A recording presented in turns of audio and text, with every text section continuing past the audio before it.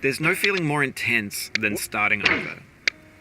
If you deleted your homework the day before it was due, as I have, or if you left your wallet at home and you have to go back after spending an hour in the commute.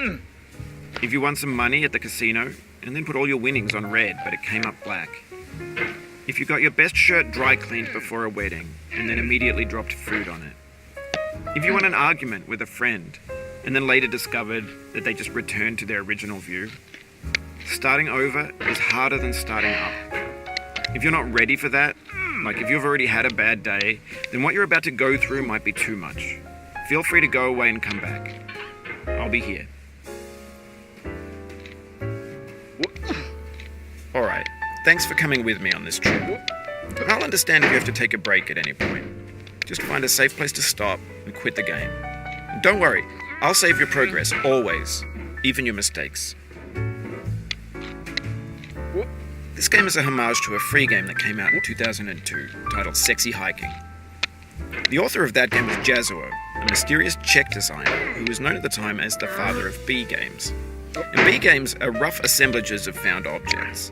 Designers slap them together very quickly and freely, and they're often too rough and unfriendly to gain much of a following.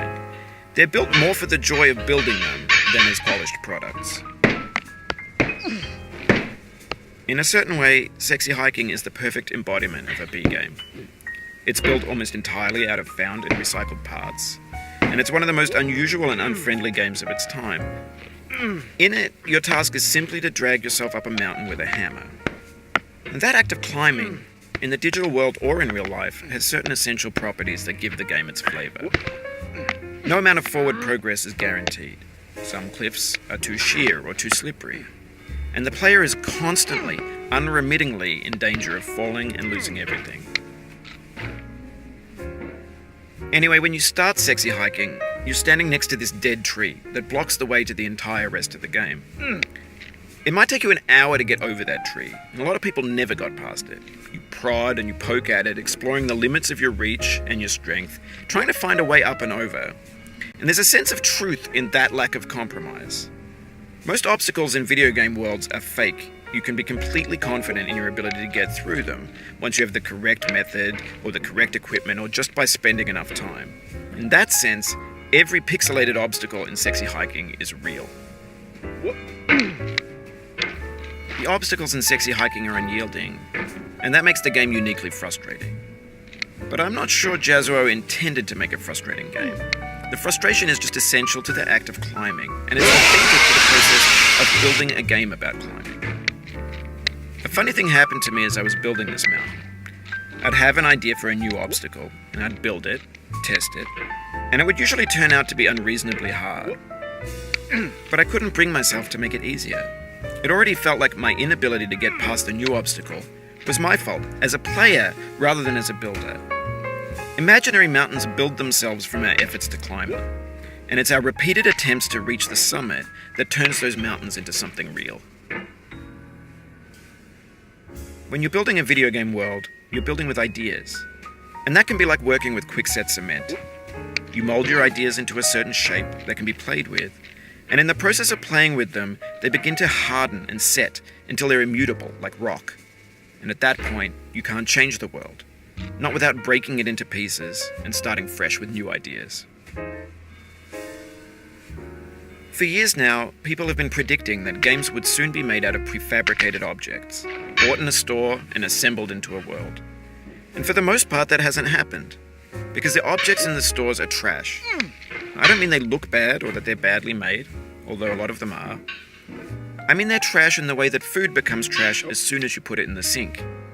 Things are made to be consumed and used in a certain context, and once the moment is gone, they transform into garbage. In the context of technology, those moments pass by in seconds. Over time, we've poured more and more refuse into this vast digital landfill that we call the internet. It now vastly outnumbers and outweighs the things that are fresh and untainted and unused. When everything around us is cultural trash, trash becomes the new medium, the lingua franca of the digital age. And you can build culture out of trash, but only trash culture. B games, B movies, B music, B philosophy. Maybe this is what digital culture is. A monstrous mountain of trash, the ash heap of creativity's fountain. A landfill with everything we ever thought of in it. Grand, infinite, and unsorted. There's 3D models of breakfast, Gen X's fanfic novels, scan magazines, green screen Shia LaBeouf, banned snuff scenes on LiveLeak. Facebook's got lifelike bots with unbranded adverts and candid shots of Kanye and Taylor Swift mashups, car crash epic failed GIFs, Russian dashcam vids, discussions of McRibs, discarded, forgotten, unrecycled, muddled, rotten, untitled. Everything's fresh for about 6 seconds, until some newer thing beckons, and we hit refresh. And there's years of persevering, disappearing into the pile, out of style, out of sight. In this context, it's tempting to make friendly content that's gentle, that lets you churn through it but not earn it. Why make something demanding if it just gets piled up in the landfill, filed in with the bland things? When games were new, they wanted a lot from you.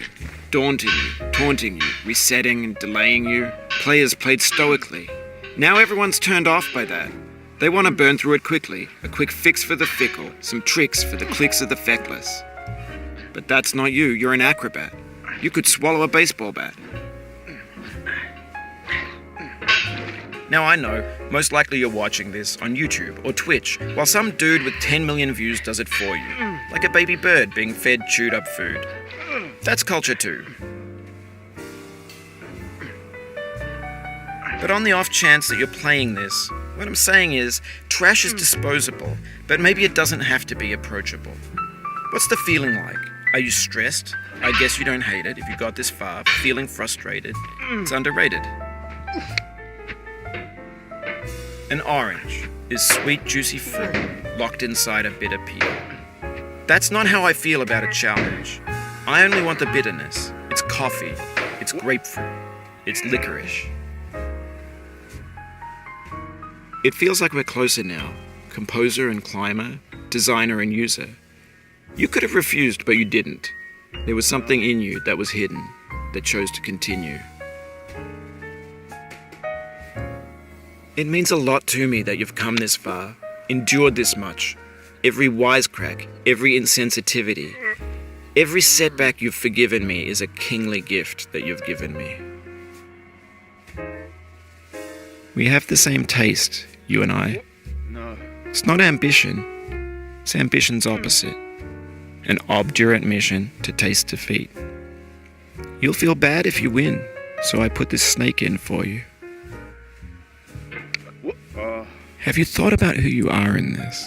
Are you the man in the pot, Diogenes?